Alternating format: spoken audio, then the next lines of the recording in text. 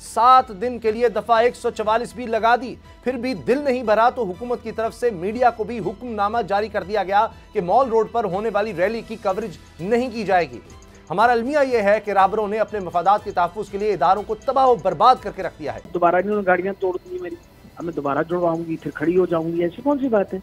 हम कहीं चले थोड़ी गए, इधर ही बैठे हुए ना। हम कौन सा इंग्लैंड दौड़ गए और वहां जाके छुप जाएंगे? हम तो पाकिस्तान में बैठ के अपनी जंग जो है मुसलसल करेंगे।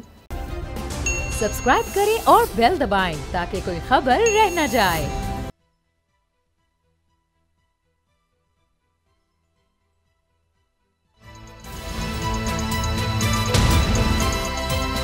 अब पता चला।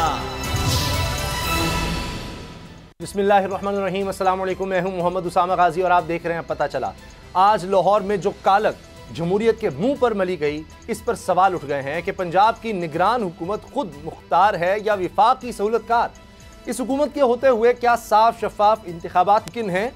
इलेक्शन कमीशन की तरफ से पंजाब में इंतखाबी शेड्यूल का ऐलान हो चुका। इसके बाद आखिर एक सियासी रैली से इतना खतरा क्या महसूस किया गया जो निगरान हुकूमत ने सूबे भर की पुलिस बुला ली?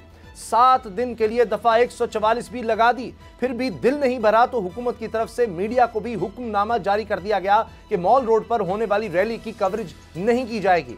एक तरफ फुल प्रोटोकॉल में मरीम नवाज के जलसे हैं जिसमें इदारों पर खुल्लम खुल्ला तनकीद की जा रही है और सरकारी टीवी समेत पूरा मीडिया इसे आंखें बंद करके दिखा रहा है, और दूसरी तरफ यही इल्जाम लगाकर इमरान खान की तकारीर पर पाबंदी लगा दी गई है। हुकूमत जितना मर्जी प्रोपेगेंडा करे, पब्लिक सब देख रही है कि असल लाडला कौन है, आइन और कानून की धज्जियां कौन उड़ा रहा है। हकीकत यह है कि आज जो कुछ लाहौर में हुआ, ये नज़ारे मार्शल लॉ के दौर में तो देखे गए, मगर इस तजर्बाकार हुकूमत ने तो आमरीत के भी रिकॉर्ड तोड़ डाले। तहरीक इंसाफ के कारकुनों पर बदतरीन तशद्दुद और शेलिंग की, और तो और यौम ख़वातीन के मौके पर तहरीक इंसाफ की ख़वातीन कारकुनों के खिलाफ वाटर कैनन और इस्लामाबाद में औरत मार्च के शुरुका पर लाठी चार्ज करके साबित किया कि सिनफी इम्तियाज़ के हवाले से अगर हमें दुनिया का दूसरा बदतरीन मुल्क करार दिया गया है तो ये गलत फैसला नहीं। हमारा अलमिया यह है कि राबरों ने अपने मफादात के तहफ़्फ़ुज़ के लिए इदारों को तबाह और बर्बाद करके रख दिया है। पुलिस का काम अवाम के जानो माल का तहफ़्फ़ुज़ है, लेकिन लाहौर में पुलिस वालों ने जिस तरह शहरियों की गाड़ियों के शीशे तोड़े और इस्लामाबाद में पुलिस एहलकार जिस तरह ख़वातीन से बदतमीज़ी, बदजुबानी और बदसलूकी करते रहे, इसकी जिम्मेदार यही हुकूमत है जो इंतखाबात से फरार के लिए हर हथकंडा आजमा रही है। क्या ऐसे इंतखाबात का रास्ता रोका जा सकता है? इसी से हम बात का आगाज़, मुजम्मिल शाह मेरे साथ है। मुजम्मिल, आज जो कुछ ये होता रहा है, इसका हुकूमत किस तरह से कोई फ़ायदा उठा सकेगी? क्या दिखाने की कोशिश थी कि हम बहुत ताकतवर हैं, हम कुछ भी कर सकते हैं? देखें, मुझे तो अभी तक ये, जिस तरह से आपने इंट्रो में भी कहा, समझ नहीं आया कि 7 रोज़ के लिए दफ़ा 144 का जो नफाज है, इसकी लॉजिक क्या है।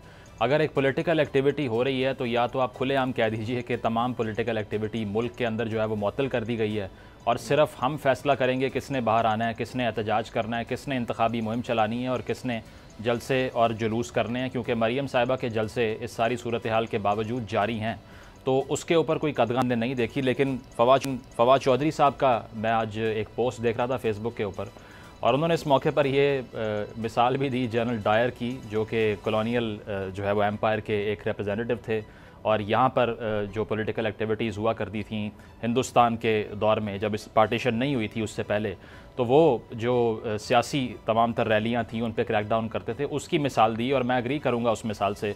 उसकी वजह यह है कि मैंने नहीं सोचा कभी कि जमहूरियत के अंदर इस तरह के अज़ाइम जो है वो आप क्लैरिफाई कर दें उनको, कि अगर एक सियासी रैली होने जा रही है तो उसको रोकने के लिए वाटर कैनन भी पहुंचा दिए जाएं, लाठी चार्ज किए जाएं और साथ साथ आंसू गैस की शेलिंग हो, गिरफ्तारियां की जाएं। तो मुझे ये लगता है कि इससे हुकूमत का तो बिल्कुल कोई फ़ायदा नहीं है, इमरान खान साहब का भी लॉस नहीं है। जिस तरह से कल भी आपने डिस्कस किया कि उनकी पॉपुलैरिटी का जो ग्राफ है वो बढ़ रहा है, तो मैं नहीं समझता कि इस तरह के इकदाम उसको ख़त्म कर सकते हैं। लेकिन उसामा, इंपॉर्टेंट बात यह है कि हुकूमत जो है ऐसे इकदाम से एक चीज़ क्लैरिफाई कर रही है। बड़ी इंपॉर्टेंट चीज़ मरीम नवाज़ साहिबा ने कल अपने जलसे के अंदर कही, और उन्होंने नारा ये लगाया कि पहले एहतसाब और फिर इंतखाब।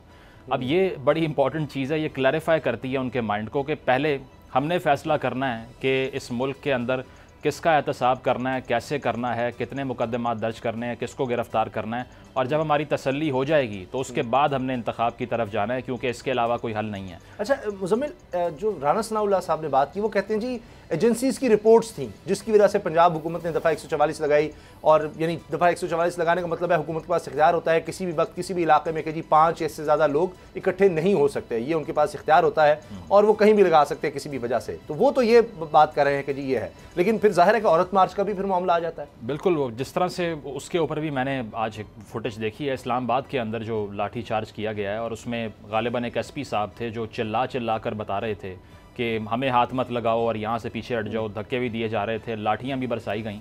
तो मुझे ये लगता है कि जिस तरह से मुख्तलिफ पॉइंट्स के ऊपर नवाज शरीफ साहब की स्टेटमेंट, मुझे याद है कि we want a liberal Pakistan, जब 2013 में वो वज़ीर आज़म बने थे, तो ये तो किसी लिबरल पाकिस्तान का जो है वो, यानी आपको लगता है ये सिर्फ एक बहाना है कि जी कुछ रिपोर्ट्स थी एजेंसीज की जिसकी वजह से दफ़ा 144 लगानी पड़ी, खतरा था, ये लोग भी जा सकते थे वहाँ पर, वहीं पर दूसरी रैली भी थी और कोई तसादुम हो सकता था? आपको लगता है? मेरा ख्याल है जवाज़ ये सियासी है और अपने जो है वो सियासी अज़ाइम के लिए अगर इलेक्शन कमीशन ये अनाउंस कर रहा है कि इंतखाबात का शेड्यूल ये होगा, इस तारीख को आपने कागजात नामजदगी जमा करवाने हैं, तो इसका मतलब है कि रोड मैप तो सेट हो चुका है। तो उसके बाद इस तरह के इकदाम क्या सेंस बनाते हैं? या तो इलेक्शन कमीशन ये ना मैप आउट करता और ना कहता कि आप कागजात दाखिल करवा दें अपने। अगर तमाम तैयारियां मुकम्मल हैं और पंजाब इलेक्शन की तरफ जा रहा है तो फिर किसी ने रैली तो निकालनी है, किसी ने सियासत तो करनी है, पॉलिटिक्स के बगैर इलेक्शन में तो नहीं जा सकते। लेकिन मैं समझता हूँ कि गवर्नमेंट का कोई मूड नहीं है और मेरी इतलात भी यही है कि सुप्रीम कोर्ट का जो हुक्म है इसको हवा में उड़ा दिया जाएगा। अच्छा, और गवर्नमेंट ये फैसला कर चुकी है कि इंतखाबात नहीं करवाएं। इस पर ये जो अब शेड्यूल भी आया इलेक्शन कमीशन की तरफ से, इस पर आने से पहले इमरान खान साहब ने सही फैसला किया ये रैली को मुअत्तल करके? देखें, उसमें यही है कि खान साहब ने ये सोचा होगा कि डैमेज कम से कम हो, क्योंकि वर्कर्स अरेस्ट हो रहे हैं, इसके अलावा इंजरीज़ हो रही हैं।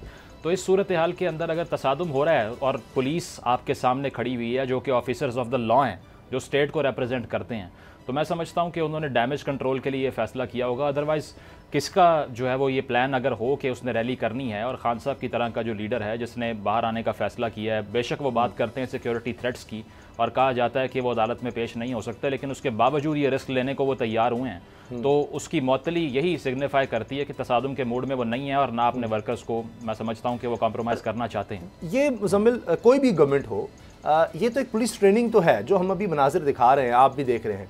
ये गाड़ियाँ तोड़ना दुनिया में कहीं आपको इजाज़त नहीं है कि अगर एक मुजरिम भी है, वैसे तो मुलजिम होगा जब तक वो पुलिस के पास है तक उसको सज़ा नहीं हो जाती, लेकिन चलें आप समझते हैं कि वो मुजरिम है, जब आपकी कस्टडी में एक दफ़ा आ गया, हत्ता कि उसके पास अगर कोई असला भी था वो डिसआर्म हो गया, तशद्दुद की इजाजत नहीं है, बल्कि गिरफ्तारी के बाद भी नहीं है। नहीं, वो गुल्लू भट्ट साहब ने एक मिसाल सेट की थी ना, आपको याद होगा? जी जी, उसी को फॉलो गाड़ियां तोड़ रहे हैं लोगों को। मैंने खुद वो मनाजिर देखे हैं कि जनाब डीएसपी भी साहब भी बीच में लगे हुए हैं, वो एक आदमी है, 20 पुलिस वालों ने उसको पकड़ा हुआ है, हाथ पीछे बांधे हुए हैं, उसको ऊपर से मार रहे हैं जनाब, उसको मुक्के मारे जा रहे हैं, घूसे मारे जा रहे हैं, लातें मारे जा रही हैं। ये गाड़ियां तोड़ना, इसका क्या कसूर था इस बेचारे का? किसी ने किराए पर बस ली, कोई अपनी प्राइवेट गाड़ी पे आ रहा था, पता नहीं वो था या नहीं था, अगर आपको शक हो गया उसने झंडा लगाया हुआ है, कौन सा कानून इस चीज की इजाजत देता है? और इनको खौफ भी नहीं है। ये देखिए कैमरे में नजर आ रहा है कि आप एक आम आदमी की गाड़ी तोड़ रहे हैं, ऊपर से महंगाई का जो बुरा हाल है। किसी ने भी गाड़ी ली होती है तो मैं एक समझता हूं कि वो बेचारा अब घर और गाड़ी, ये बड़ी मुश्किल से इंसान जिस हद तक बेहतर कर सकता है उसको करता है। आपने उनका राज चाहते नुकसान कर दिया लोगों का, क्या कसूर? इसका अजाला भी नहीं होगा। कॉन्स्टिट्यूशन में क्लियरली लिखा हुआ है कि people have a right to assembly, जमा होने का और सियासी गैदरिंग के लिए जमा होने का इख्तियार हर शहरी का बुनियादी हक है, इन केस के वो पुरअमन रहे। और यहाँ पर मैंने नहीं देखा कि पहले कोई इस तरह के हालात कायम कर दिए गए हों कि वायलेंस प्रैक्टिस किया जा रहा हो। तो इस सूरत हाल के अंदर सॉरी मुज़म्मिल, मैं आपको कट ऑफ कर रहा हूँ। डॉक्टर यास्मीन राशिद साहिबा हमारे साथ हैं। डॉक्टर साहिबा, बहुत शुक्रिया आपके वक्त का। जाहिर है कि बड़ा आज हमने देखा कि जिस तरह से ये जुल्म और जबर एक दफ़ा फिर दोहराया जा रहा है। पहले तो बताएं कि वो ख़वातीन जिनको आप हॉस्पिटल लेकर गई थी, उनकी तबीयत कैसी है अब? जी वो माशाल्लाह ठीक है।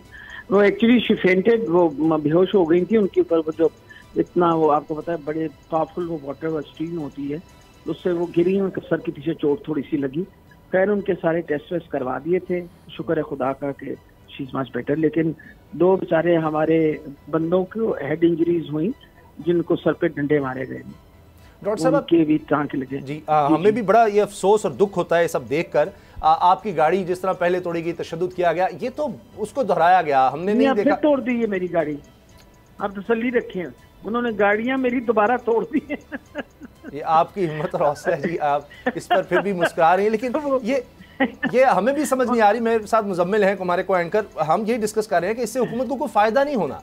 इतना तशद्दुद और अचानक ये पाबंदी, आपको पहले नहीं बताया गया था कि जी दफा 144 लगाने लगे हम रैली ना निकालें? नहीं जी, मेरे पास बाकायदा एक लेटर है जो मुझे होम डिपार्टमेंट ने भेजा कि आप ये रैली की अपनी सिक्योरिटी जो है उसको जरा बेहतर कर लीजिए, क्योंकि इस वक्त थ्रेट है टेररिज्म का। तो मैंने कहा जी ठीक है।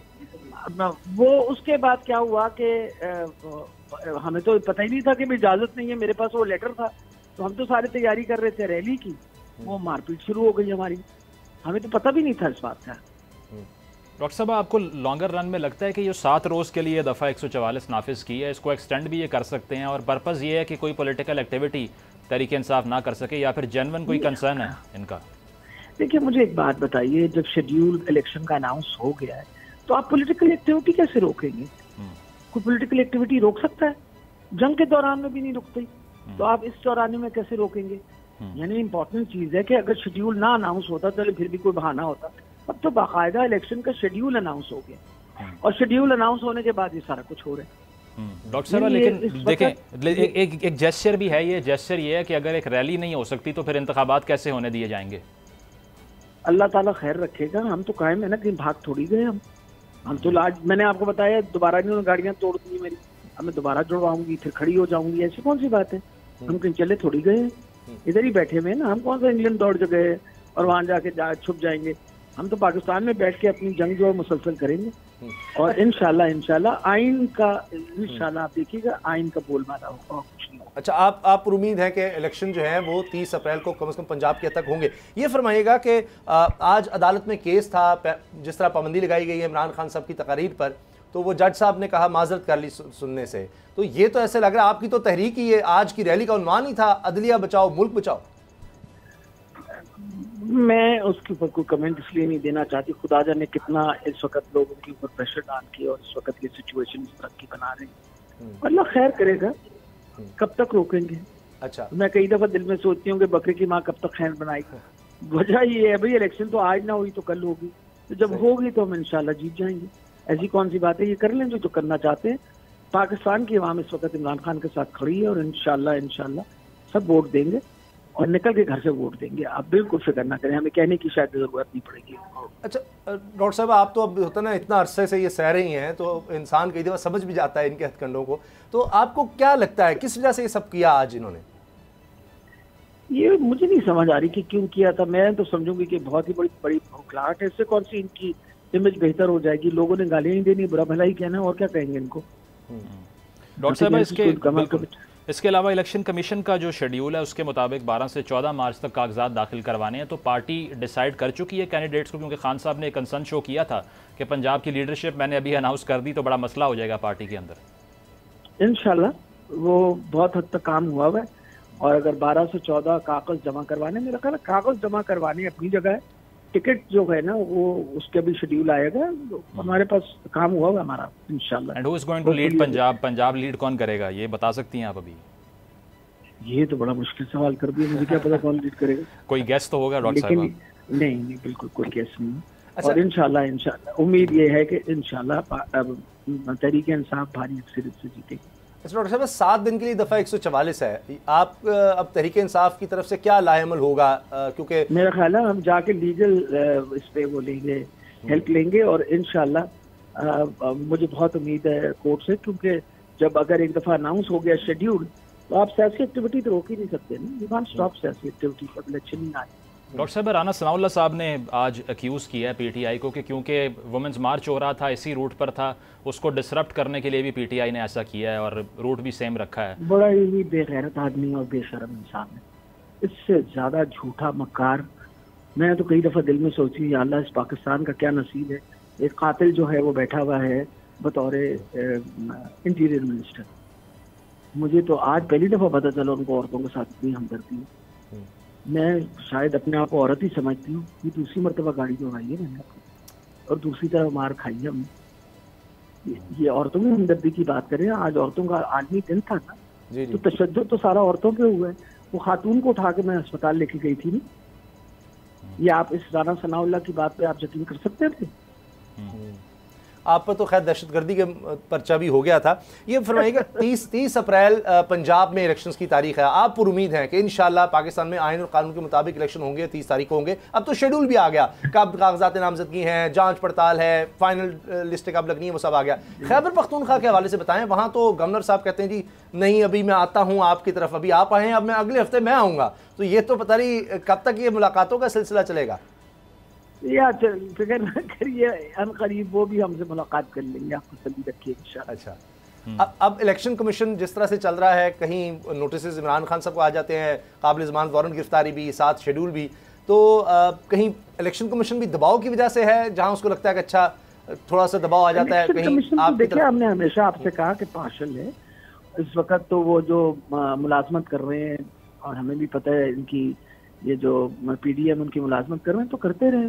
मकसद ये है कि भी इलेक्शन तो होगी, एक हमारा बंदा खड़ा होगा, एक इनका पीडीएम का को खड़ा होगा, इलेक्शन तो करेंगे ही करेंगे। वोट शुक्र है खुदा का कि पाकिस्तान की आवाम ने देना, इसलिए हमें कोई परेशानी नहीं है।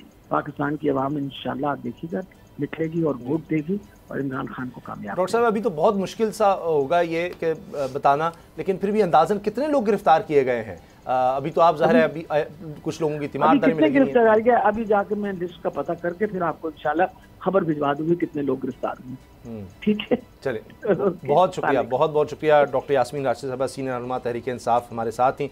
मुज़म्मिल बुजुर्ग खातून हैं, बहुत से लोग एतराज़ करते हैं जी कि अगर ये आती हैं, बुजुर्ग हैं, कैंसर सर्वाइवर हैं, तो उनको क्या रियायत दी जाए, लेकिन गाड़ी तो कम से कम आप देखें कि जहाँ भी है उन्होंने क्या कर लेना था उस गाड़ी का। वही जो हम बात कर रहे थे, इनकी भी गाड़ी दोबारा तोड़ दी, बसें तोड़ दी, आम लोगों की गाड़ियाँ तोड़ दी। इस पर पुलिस के खिलाफ कोई ट्रेनिंग का कम से कम कोई एक्शन तो होना चाहिए, किसी को पता हो कि ये हमारी हदूद है, इसको हम नहीं क्रॉस कर सकते। गाड़ियाँ बंद खड़ी हैं, बस तोड़ने की क्या जरूरत है, उसमें लोग भी नहीं है, छोड़कर चले गए हुए हैं, आप एकदम पुलिस एक्शन हुआ है तो उसके बाद बिल्कुल तो जो सियासी इस्तेमाल पुलिस का होता है ना, बड़ा अनफॉर्चुनेट है। मुझे याद है जिस तरह से खान साहब ने आके रिफॉर्म करने की इसको बात की थी, अब तक नहीं हो सका, इसीलिए यूज़ हो रही है पॉलिटिकल माइलेज के लिए। कोर्ट से ही उम्मीद है तहरीक इंसाफ को, और लाहौर हाई कोर्ट में रजू भी किया है पीटीआई ने। अच्छा, इलेक्शंस की जो हम बात कर रहे थे डॉक्टर यास्मीन राशिद साहिबा से भी, वो बड़ी पुरुमीद है। आप भी, मैं भी, तज्जियाकार जितने भी हों, साफ़ी हों, वो अभी तक शुकूक शुबात का शिकार हैं। इसकी क्या ये जो हम देख रहे हैं सोच है हुकूमत की, सिर्फ वो है क्योंकि इलेक्शन कमीशन तो किसी ना किसी तरह आगे बढ़ता नजर आ रहा है, सुप्रीम कोर्ट के फैसले का दबाव तो है। देखिए, इसमें टेक्निकलिटीज़ जो है ना वो सामने आएंगी कुछ दिनों बाद, और पता ये चलेगा कि फाइनेंस मिनिस्ट्री कह रही है हमारे पास फ़ंड नहीं है, वजारत दाखिला कह रही है कि हमारे पास सिक्योरिटी नहीं है, और इस सारी सूरत हाल को बेस बना के लूप होल तलाश करके एक टेक्निकल जो है वो नॉकआउट करने की कोशिश की जाएगी, क्योंकि इससे माइंड जो है वो गवर्नमेंट का वो वाज़े हो चुका है। आप कोई रैली देख लीजिए, कोई प्रेस कॉन्फ्रेंस देख लीजिए, फजल रहमान साहब के बयान का खैर मकदम देख लीजिए राना सनाउल्लाह साहब की तरफ से, मरियम नवाज साहिबा का ये कहना कि पहले एहतसाब और फिर इंतखाब, ये देख लीजिए। राना सनाउल्लाह कहना कि इलेक्शन रैली जलसा जुलूस इसको बिल्कुल बंद करें, उसके बाद इंतखाबात की बात कर लेंगे, या फिर कोई नाअहली बड़ी हो जाए तो फिर शायद हम जाने को तैयार हो जाएंगे, उसके अलावा नहीं हो सकते। तो मैंने ये तमाम जो बहाने हैं, ख़ास तौर पर ये एहतसाब और फिर इंतखाब वाले, ये हर मार्शल लॉ के दौर में देखे हैं यहाँ पे, चाहे वो ज़िया साहब हों या अयूब साहब हों या मुशर्रफ साहब हों, सब ने यही कहा कि पहले मैं जो सारे सियासतदान हैं उनका एहतसाब करूंगा, उसके बाद मैं 90 दिन में अनाउंस करूंगा। लेकिन 90 दिन में आज तक हमने नहीं देखे अनाउंस होते हुए उस अदवार के अंदर, और ना आज होने जा रहे हैं मुझे लग रहा है। उसकी वजह यह है कि ये टेक्निकल जो प्रॉब्लम्स है ना, इन्हीं को उजागर किया जाएगा कि मुआशी बदहाली है, इकनॉमिक इमरजेंसी है, फंड्स नहीं है, तो क्या कर सकते हैं आप, कैसे ड्रॉ करेगी इलेक्शन कमीशन फंड। तो हमारी हुकूमतों को देखिए, ये जमहूरी पार्टीज़ कि इन्होंने आमरीत से सीखा भी तो क्या सीखा कि इलेक्शन डिले करने के बहाने क्या होते हैं, लेकिन एक इदारा ज़रूर है सुप्रीम कोर्ट। अब जो आपने बातें की सब दुरुस्त हैं, पहले भी ये बहाने नज़र आ रहे थे। अगर सुप्रीम कोर्ट फिर आ जाती है मैदान में कि जी हमारा ये हुक्म है, आइन के मुताबिक आपने करवाने हैं, जिसका जो काम है वो करे, तो फिर मुश्किल हो सकती है हुकूमत को कि जब सुप्रीम कोर्ट कहेगी जी बाकी कामों के लिए, जितनी आज पुलिस मैंने देखी है इतनी पूरे लाहौर में इलेक्शन करवाने के लिए शायद काफ़ी होगी। ब्रेक लेते हैं जी, और ब्रेक के बाद हम बात करेंगे कि आगे क्या होने जा रहा है, और ख़ास तौर पर अब जबकि हम ये देख रहे हैं कि खैबर पख्तूनख्वा के गवर्नर साहब कह रहे हैं कि जनाब पहले आएँ, मेरे से मुशावरत करें, अमन और अमान के हवाले से मुझे ब्रीफ करें, इस पर क्या होगा ब्रेक के बाद।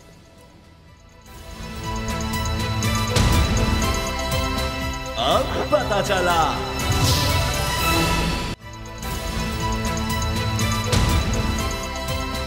अब पता चला। पंजाब में तो इलेक्शन शेड्यूल भी सामने आ गया है। 30 अप्रैल को इलेक्शन होने हैं और अब खैबर पख्तूनख्वा की तरफ नजरें हैं। इलेक्शन कमीशन के लोगों की मुलाकात होती है खैबर पख्तूनख्वा के गवर्नर साहब से, क्योंकि सुप्रीम कोर्ट के ऑर्डर्स हैं कि गवर्नर से मुशावरत के बाद गवर्नर तारीख देंगे, जिस तरह सदर ने पंजाब की हद तक तारीख दे दी है। लेकिन अब गवर्नर साहब से मुलाकात तो खुशगवार मूड में हुई, लेकिन इलेक्शन कमीशन नाराज़ नज़र आ रहा है कि उनकी तरफ से जो ज़ुबान इस्तेमाल की जा रही है, उनको जो खतूत भेजे जा रहे हैं, उस पर इलेक्शन कमीशन नाराज़ हो रहा है। साथ इलेक्शन कमीशन कह रहा है जी हमसे पूछा जाता है अमन अमान के हवाले से, हम जाकर कह रहे हैं जी आप तारीख पर बात करें, अमन अमान ड्यूटी है जिन इदारों की, उनसे हम कर रहे हैं बात, हुकूमत से कर रहे हैं, वो बात की बात है। लेकिन गवर्नर साहब ने कहा है अब मेरी बारी है आपके पास आने की, अब मैं आपके दफ्तर आऊँगा और फिर हम बात करेंगे। तो मुज़म्मिल, ये तो वो आए, हम गए, फिर वो आए, फिर हम गए, ये तो सिलसिले ही चल निकला है। बिल्कुल जी, टाइम बाय कर रहे हैं और लग भी यही रहा है कि डिलेइंग टैक्टिक है। उसकी वजह यह है कि जिस तरह से जो सुप्रीम कोर्ट के अंदर प्रोसीडिंग चली, जिसमें सदर पाकिस्तान ने यह एतराफ़ कर लिया कि ठीक है गवर्नर साहब का ये इख्तियार था असम्बली डिज़ोल्व करने के बाद और बॉल जो है वो उनके कोर्ट के अंदर है, तो उसके बाद ये होना मैं समझता हूँ अनफॉर्चुनेट है। उसकी वजह यह है कि आप क्लैरिफाई करें ताकि प्रोसीजर शुरू हो, आवाम का माइंड जो है वो क्लियर हो, पार्टीज़ का माइंड क्लियर हो जिन्होंने मैदान में आके इलेक्शन कंटेस्ट करना है। अगर 11th आवर तक ये इल्म ही नहीं है कि इंतखाब होना है नहीं होना या किस तारीख को होना है, तो उसका नुकसान सिस्टम को पहुंचेगा, क्योंकि स्टैंड स्टिल पर आया होता है सब। अगर असम्बलीज डिज़ोल्व हो चुकी हैं, कानून साजी नहीं हो रही और इसके अलावा अकाउंटेबिलिटी वहाँ पर नहीं हो रही, गवर्नमेंट सिरे से गायब है, इंटरिम गवर्नमेंट का इख्तियार सिर्फ इलेक्शन करवाना होता है। वो तो और बात है कि हम लाहौर में ये मनाजिर देख रहे हैं कि लाठी चार्ज हो रहे हैं, वाटर कैनन यूज़ हो रहे हैं, ये काम नहीं होता जो इंटरिम गवर्नमेंट है उसका काम सिर्फ ये होता है कि स्मूथली इक़्तिदार को एक नई गवर्नमेंट के हवाले करे, इलेक्शन करवा के और उसके बाद में घर चली जाए। लेकिन यहाँ पर लग यही रहा है कि इसी सेटअप को कंटिन्यू किया जाएगा और गवर्नर साहब का जो ताख़ीरी हरबा है ये अनफॉर्चुनेट है। उसकी वजह यह है कि सुप्रीम कोर्ट इस पर क्लियर है और अदालत ये कह चुकी है कि गवर्नर साहब ने मुशावरत करनी है इलेक्शन कमीशन से, लेकिन वेन्यू डिसाइड नहीं हो रहा। जिस तरह आपने कहा कि पहले उन्होंने बुला लिया और अब वो कह रहे हैं कि मैं खुद चला जाऊँगा या वो आ जाएँ, तो इससे मैं समझता हूँ कि मीडिया में भी डिबेट खड़ी होगी और क्रेडिबिलिटी को भी नुकसान पहुँचेगा। वफाक के नुमाइंदा हैं सदर और गवर्नर, और अगर वो वफाक को रिप्रेजेंट करते हुए जो कॉन्स्टिट्यूशन है उसको अप्लाई नहीं करेंगे तो फिर वो मैं समझता हूँ अपनी जिम्मेदारी से वेट कर रहे हैं, जो कि बहुत अनफॉर्चुनेट चीज़ है। ये हम कानून और आइन ज़ाहिर है सबसे अहम चीज़ किसी भी रियासत में किसी भी जगह पर कोई तो आप एक अखलाकी इक़दार रखते हैं, तो इसी तरह रियासत में माशरे में ये होता है कि लिख दिया हमने इसके मुताबिक चलना है। लेकिन जो अभी ग्राउंड रियलिटीज़ हैं या सियासत जो हो रही है उसका अगर हम जायज़ा लें, एक अमन अमान का आता है जी सूरत हाल ऐसी नहीं है, हमारे पास पैसे नहीं है, रकम ही नहीं है, अच्छा जी इकट्ठे होने चाहिए क्योंकि मुतमिल नहीं हो सकते कि एक जगह निगरान सेटअप होगा विफाक में, सिंध में, बलोचिस्तान में, और यहाँ पर इमरान खान या जो भी हुकूमत होगी, लग तो अभी यही पोल्स तो ही नज़र आ रहे हैं, तो जो गवर्नमेंट होगी जनाब वो तो एक न्यूट्रल नहीं होगी, तो वो मसला आ जाएगा। फिर दूसरी तरफ ये कहा जाता है मईशत बेहतर हो जाएगी। असल जो कहानी है कि जी थोड़ा डिले कर लेते हैं, हम बड़ी मुश्किल में, हमसे मुश्किल फैसले करवा लिए गए हैं और हमसे वादे भी किए गए थे कि हम ये मुश्किल फैसले IMF के जब लेंगे तो हमें थोड़ा सा रूम दिया जाएगा, जिसको मरीम साहब आपने पहले बात की कि जी तब पलड़े बराबर करो, एहतसाब होगा, मियाँ नवाज शरीफ की वापसी होगी, तब देखा जाएगा। आप कितना वैलिड देखते हैं इन चीज़ों को? क्या लोग इसके असर लेंगे? सुप्रीम कोर्ट ने तो नहीं लिया, ज़ाहिर है वहाँ भी ये बात हो चुकी, उन्होंने तो आईन और कानून पर फैसला दे दिया, लेकिन इनमें से कोई सियासी तौर पर बेसिस आप देख रहे हैं या ये बहाने इतने मजबूत हैं कि जिनकी वजह से हम इलेक्शन आगे हो जाने? देखें, किसी भी नौयत के हालात होना, लेकिन इलेक्शन का डिले जो है वो सीधी कॉन्स्टिट्यूशनल वायलेशन है, इस पर दो राय हो नहीं सकती। उसकी वजह यह है कि उसमें एब्सोल्यूट क्लैरिटी है, उसमें यह नहीं कहा गया कि अगर मैशत कमज़ोर है या फ़ंड आपके पास फिल वक्त नहीं है या IMF से नेगोशिएट कर रहे हैं तो ये 90 रोज़ की जो टर्म है ये अप्लाई नहीं होगी। उस पर एक ही कंडीशनैलिटी है, जिस तरह हमने भी एतजाज़ हसन साहब से बात की थी, उन्होंने कहा कि नॉट मोर देन 90 डेज़, एक दिन भी ऊपर नहीं जा सकता। तो उसमें कोई कनेक्शन या कंडीशन अप्लाई नहीं होती इस तरह की जिसको आप कर ये कहें। असल में वफाक का या मरीम साहिबा की अगर हम बात कर लें, वो बड़े क्लियर हैं इस पर कि एक ही तारीख पर उनको कौमी और सूबाई असम्बली के इंतखाबात चाहिए। वो ये नहीं चाहते कि सूबे में कोई और आ जाए और उसके बाद में हम नेशनल असम्बली का इंतखाब लड़ते फिरें, तो इसीलिए वो इसको डिले करके आगे ले जाना चाह रहे हैं, कौमी असम्बली के इंतखाब को पहले लेकर नहीं आ रहे। दूसरी बात KP की है, वहाँ पर तो मैं समझता हूँ मज़ीद संगीन जो है वो हालात हैं। एक तो दहशत गर्दी की वेव हमारे नॉर्दर्न बॉर्डर से वहाँ पर आ रही है, और इसके अलावा जो टेररिज्म की अवेकनिंग है, मैं समझता हूँ कि एक स्ट्रॉन्ग मैंडेट चाहिए इस पॉइंट के ऊपर, ताकि आप नेगोशिएट तो करें अफ़गानिस्तान की गवर्नमेंट से। अगर बॉर्डर लाइन पे जो हुकूमत है, जो पहले एक्स फाटा था, जो अब KP का हिस्सा बन गया है, अगर वहाँ पर मैंडेट किसी के पास नहीं है तो क्या नेगोशिएशंस होंगी? वहाँ पर जो लोगों की जिंदगी खतरे के अंदर है, अभी देखा हमने लास्ट उनके नुमाइंदे नहीं होंगे ना फाटा के जो साबिक फाटा जिसको हम कहेंगे, जो बॉर्डर एरियाज हैं, उनके नुमाइंदे नहीं होंगे, पूरे KP के नुमाइंदे नहीं होंगे, वहाँ पार्लियामेंट में डिबेट नहीं होगी, हमने करना है क्या करना है, तो असल ज़्यादा स्टेक होल्डर्स तो वो होंगे, तो फिर विफाक डायरेक्टली उसका मतलब है ऑपरेट कर रहा होगा। जो इत्तेजाज साहब की आपने बात की, उनका जी एक दिन भी ऊपर अगर जाएगा तो निगरान सेटअप तो बिल्कुल गैर आईनी हो जाएगा। बिल्कुल, और जिस तरह से ये सारी अफगान बॉर्डर की सूरत हाल है, इसके अंदर ज़रूरत इस अमर की है कि जल्द अज जल्द वहाँ पर एक स्टेबल गवर्नमेंट आए ताकि वो नेगोशिएट करे, आवाम को दहशत गर्दों के रहमो करम पे ना छोड़ा जाए। जिस तरह से गली मोहल्लों में धमाके होते हैं, वहाँ पर मस्जिद के अंदर अटैक होता है और जो लोग नमाजें अदा करने गए हैं उनकी लाशें हमने देखी वहाँ पे पड़ी हुई। तो इस सूरत हाल को कोई सीरियस लेता तो उस पर इंक्वायरी होती, उस पर बात होती कि इसके लिए हमने लेजिस्लेशन क्या करनी है। नेशनल एक्शन प्लान बनाए हुए आपको सालों गुजर चुके हैं, उसकी एक भी शिक पे आपने अमल नहीं किया, क्योंकि आपके जो भी हुकूमत वहाँ पर आती है उसकी पॉलिसी डिफाइंड नहीं होती और 3-3.5 साल में गवर्नमेंट ख़त्म हो जाती है और फिर कोई और हुकूमत आ जाती है। तो ये कंटिन्यूएशन ऑफ पॉलिसी तभी आएगी जब डेमोक्रेसी आगे चलेगी, और डेमोक्रेसी इलेक्शन से चलती है। इलेक्शन के डिले से डेमोक्रेसी नहीं चल सकती। तो इसीलिए सूरत हाल में मैं समझता हूँ KP में इंपॉर्टेंस इलेक्शन की इससे भी ज़्यादा है जो पंजाब के अंदर है, लेकिन उसका मैं समझता हूँ कि एक्नॉलेजमेंट कोई भी नहीं है, ना गवर्नमेंट को है ना किसी और स्टेक होल्डर को है कि देख लें कि वहाँ पर किस कदर संगीन हालात हो सकते हैं। अच्छा, इलेक्शन कमीशन की किस हद तक आपको नीयत नज़र आ रही है? अभी हमारे ब्रेकिंग न्यूज़ चल रही है कि सेक्रेटरीज़ को बुला लिया इलेक्शन कमीशन ने मुशावरत के लिए कि दाखिला जो है उनसे भी बात की जाए कि अमन अमान की सूरत हाल और दीगर मामला, और ये पंजाब और खैबर पख्तूनख्वा दोनों जगहों पर। तो इलेक्शन कमीशन तो ऐसे लग रहा है कि कम से कम नीयत तो उसकी नज़र आ रही है, या ये कि वो सुप्रीम कोर्ट के आगे खुद सच्चा होना चाहता है, जी हम तो पूरी सिंसेरिटी के साथ कोशिश कर रहे हैं। और उसके बाद अगर सुप्रीम कोर्ट ये समझती है कि जो उन्होंने फैसला दे चुके हैं उस पर इम्प्लीमेंटेशन उस तरह से नहीं हो रहा, फिर तो हुकूमत के लिए बड़ा मुश्किल हो जाएगा। देखिए, जस्टिफाई करना इन बहानों से तो नहीं बात बनेगी। इलेक्शन कमीशन की ऑटोनॉमी देखें इतनी है कि वो पहले इंतखाबात का जिस तरह शेड्यूल जारी हो गया वो इंतजामात मुकम्मल कर ले, लेकिन अल्टीमेटली जो रिसोर्स उसको प्रोवाइड करना है वो गवर्नमेंट नहीं प्रोवाइड करना है। विदाउट रिसोर्स इलेक्शन कमीशन भी फंक्शन नहीं कर सकता। तो अगर वो खुद ये कह रहे हैं कि अब कागजात नामजद वादें 3 रोज़ के अंदर और 30 तारीख को इंतखाबात हो जाएंगे, तो मैं समझता हूँ कि उनकी जिम्मेदारी तो शायद इतनी ही होगी, इससे ज़्यादा वो क्या ऑन ग्राउंड आकर खुद तो फंड नहीं रेज कर सकते ना, उसके लिए तो गवर्नमेंट ने ही असिस्ट करना है उनको। तो ये सारा गवर्नमेंट के पास इख्तियार आखिरकार कि वो क्या चाहते हैं कि इलेक्शन कमीशन कितनी स्पेस ले और किस तरह के इंतखाबात करवाए, क्योंकि सेंटर में अगर कोई और बैठा हो और सूबे में इंतखाबात हो रहे हो तो पाकिस्तान की एक लंबी तारीख है कि इंतखाबात इन्फ्लुएंस होते हैं यहाँ पर। जो भी सेंटर में होता है या सूबे के अंदर होता है वो हमेशा असर डालता है इंतखाबात के ऊपर, और अब भी अगर गवर्नमेंट रहती है ऊपर और वो इन इंतखाबात पर असरअंदाज होने की कोशिश करती है, इलेक्शन कमीशन के पास ज़्यादा ऑप्शन नहीं बचेगी। तो अल्टीमेटली ये गवर्नमेंट की इंटेंट पे है कि उनकी नीयत कैसी है, और उनकी नीयत यही है कि फ़िलहाल जो है वो इंतखाबात का डिले उनको सूट करता है, इसलिए वो करना भी चाह रहे हैं। इतराज़ात तो इलेक्शन कमीशन पे आज भी बहुत है, क्योंकि सिंध इलेक्शन का आज तक हम कुछ होता नहीं देख सके। जो पहले मरहले में हुए उनके नुमाइंदे आज तक फाइनल उस तरह से नहीं हो सके। अभी कराची और दीगर इलाकों का तो क्या रोना रहे, वहाँ भी अभी तक कुछ फाइनल नहीं हो सका। उन चीज़ों का इलेक्शन कमीशन आज तक फाइनल नहीं कर सका। तो अब ये एक नया उनके लिए इम्तिहान है, देखते हैं कि इसमें क्या होता है। ब्रेक लेते हैं और ब्रेक के बाद बात करेंगे ख़वातीन के आलमी दिन पर ही ख़वातीन पर तशद्दुद होता रहा, दारुल हुकूमत में हुआ, वज़ारत दाखिला वहीं पर, वज़ीर दाखिला वहीं पर, क्यों हुआ? ब्रेक के बाद बात करेंगे।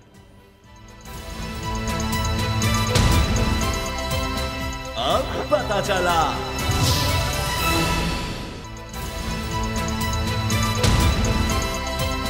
अब पता चला।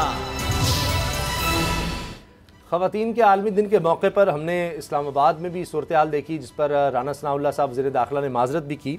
अब हालात ये हैं पाकिस्तान में कि ख़वातीन पर तशद्दुद की बात की जाए और उनके साथ जो सलूक होता है उसकी बात की जाए, तो दुख इस बात का है कि इंटरनेशनल ऑर्गेनाइजेशन पाकिस्तान को बदतरीन ममालिक में शामिल रखती हैं। महंगाई के लिहाज से तो हैं ही, गुर्बत के लिहाज से तो हैं ही, लेकिन यहाँ भी हमारा स्कोर बहुत ही बुरा है।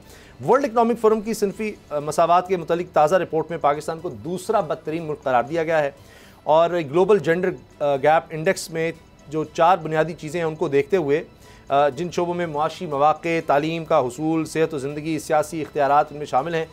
5 ममालिक जनाब उनका मैं आपको बता देता हूँ। अफ़गानिस्तान सबसे बदतरीन ममालिक में पहले नंबर पर, पाकिस्तान का दूसरा, जमहूरिया कांगो 3, ईरान 4 और चाड 5 बदतरीन ममालिक में। इलाके में भी कोई सूरत हाल ज़्यादा मुख्तलिफ नहीं है। 71 ममालिक की फ़हरिस्त में यहाँ भी पाकिस्तान हमें दूसरे नंबर पर ही नज़र आ रहा है, जबकि जो पहली फ़हरिस्त है वर्ल्ड इकनॉमिक फोरम की उसमें 146 ममालिक में से पाकिस्तान दूसरा बदतरीन मुल्क करार दिया गया।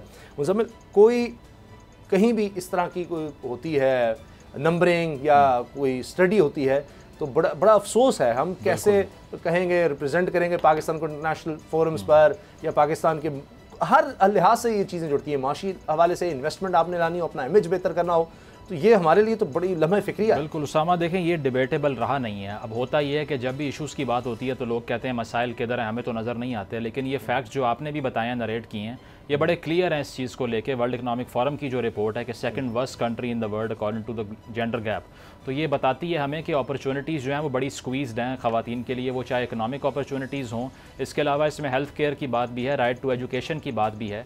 हमारे बहुत से रिमोट एरियाज़ जो कि वहाँ पर अंडर डेवलप्ड एरियाज़ हैं, वहाँ पर एजुकेशन का अभी तक जो हालत ज़ार है ख़वातीन की, वैसे तो ओवरऑल ही बहुत बुरी है, क्योंकि बच्चों की तालीम के लिहाज से भी जो आउट ऑफ स्कूल चिल्ड्रन है उसमें दूसरा नंबर है दुनिया में, जो सबसे बड़ा नंबर है, जिसमें बच्चे जिस उम्र में स्कूल में होने चाहिए वो स्कूलों से बाहर हैं।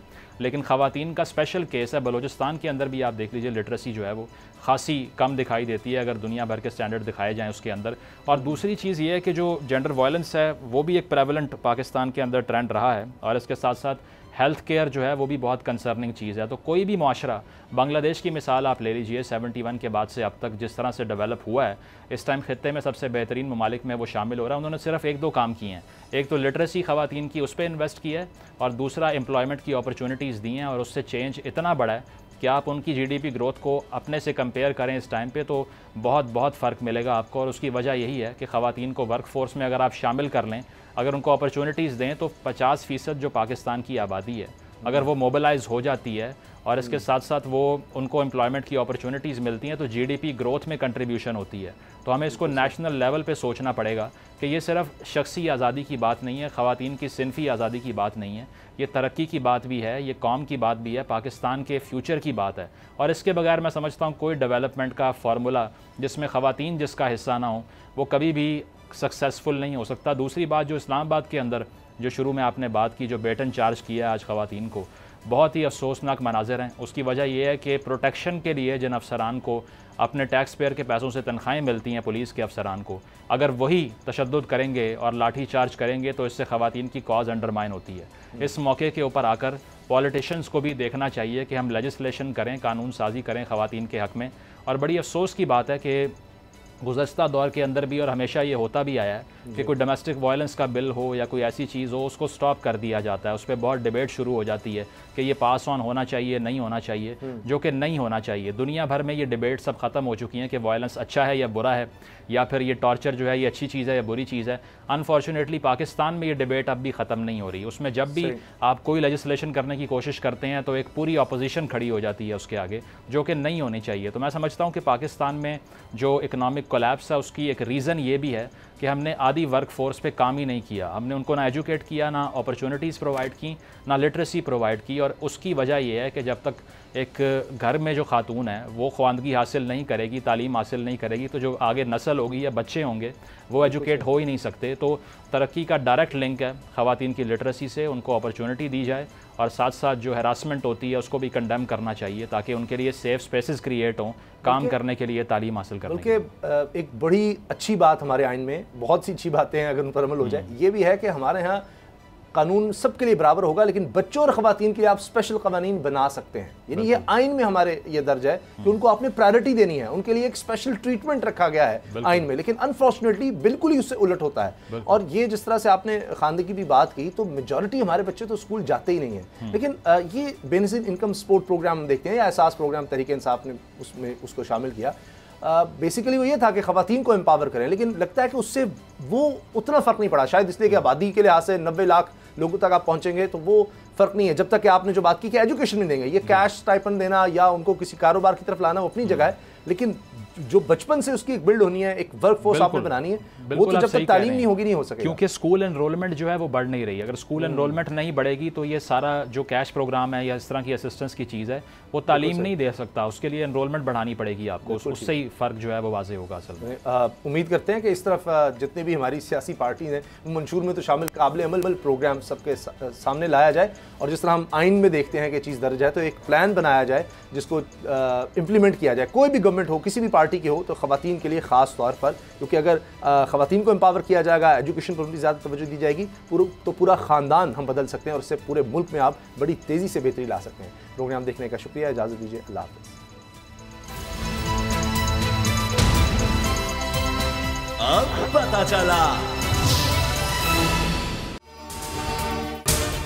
अगर आपको ये वीडियो पसंद आई तो सब्सक्राइब करें और बेल पर क्लिक करें। जिंदगी एक मैदान है और PSL 8 में हर टीम को छूना आसमान है। 6 टीमों के बीच धुआंधार लड़ाई। ये शोर न लड़ाई का है न डर का, ये शोर है जीत का, ये शोर है जुनून का। खेल का जुनून रोजाना रात 11 बजे सिर्फ बोल न्यूज पर।